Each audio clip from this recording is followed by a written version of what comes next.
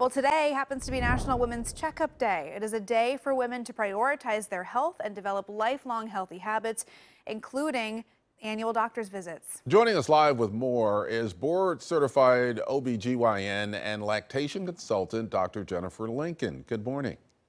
Good morning to you both. Well, what should women know before they head to their annual checkup?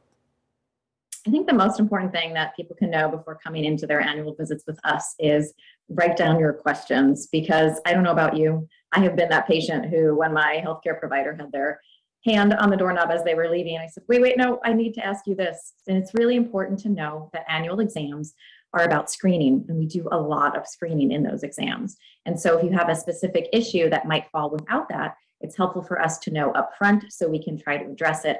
And if we don't have that time and we want to give more time to it, to ask you to return for another visit where we can solely dedicate it to those concerns. Yeah, there's so much that can go beyond some of those numbers of your blood pressure and your weight and your cholesterol and other things that you can bring up. Are there topics that people might not think of that would be good to bring up with their doctor?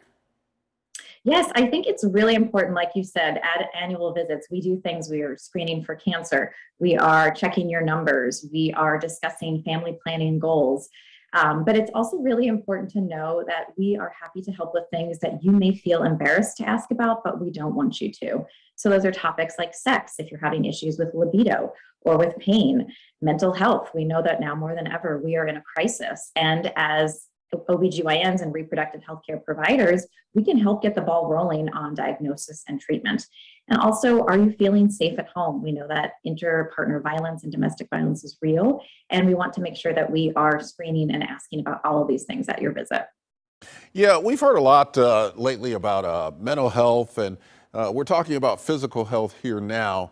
But can you talk to your primary physician if you're having, mental health issues, if you have feeling depressed or anything like that? Absolutely. And most offices will have screening questions where they're asking all of their patients some basic screening questions that, if they're then positive, we can dive deeper into that. And it's really important not only, at your annual visits, but also in your prenatal visits as well, when we look at postpartum or pregnancy related depression and anxiety. So we are more than happy to screen. We can, like I said, get the ball rolling on treatments, whether it's prescribing medication, referring for therapy, identifying what may be the cause of what's going on. And we've all got our network of people that we can refer to. You mentioned, Dr. Lincoln, having those questions written down, thought of in advance. I do that now. I put them in the notes app on my phone because it's always Yep, as soon as you same. get back to the car that you're like, oh, I forgot I was going to ask about this. I mean, how important is it to really be your own advocate? When we look at the state of healthcare these days and just how much our healthcare workers have to take on, you really do have to kind of manage your own case sometimes.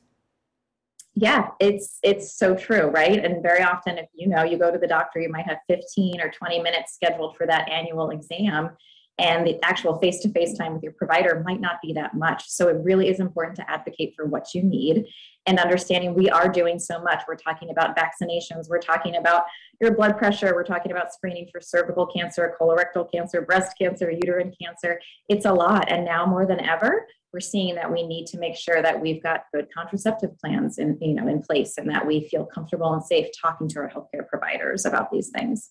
And briefly, where can people learn more? So I think a great resource is the American College of OBGYN website. They've got patient education resources there where they discuss annual exams, which still should be annual, even if you're not getting your pap smear. And they can dive deeper into what we do at those exams, what to expect, and what questions you may not even have thought to ask.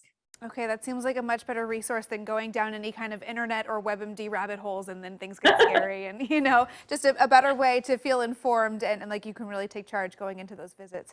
Dr. Jennifer Totally. Lincoln, thank you so much for joining us on this National Women's Checkup Day. Great to talk with you. Thank you, and happy Nurses Week. Thank you so Happy much. Nurses Week, of course, yes. And if you want to learn more about what National Women's Checkup Day is all about, we'll have some resources posted for you on the AM Extra section of KOIN.com.